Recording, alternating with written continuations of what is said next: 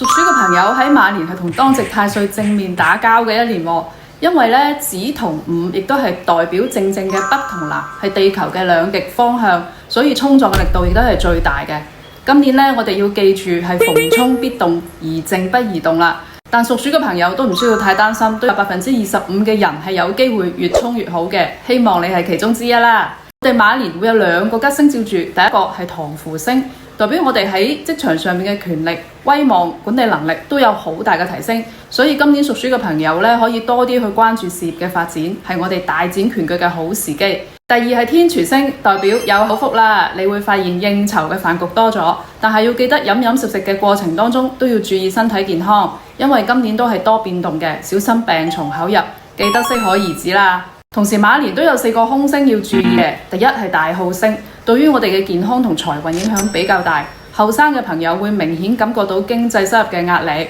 咁就唔好隨便投資同埋借錢俾人啦。而老人家咧就要多啲注意身體健康，保守出行。手機下載好反詐 APP， 小心帶住善意嘅詐騙，保護好我哋自己嘅財物先係最重要嘅。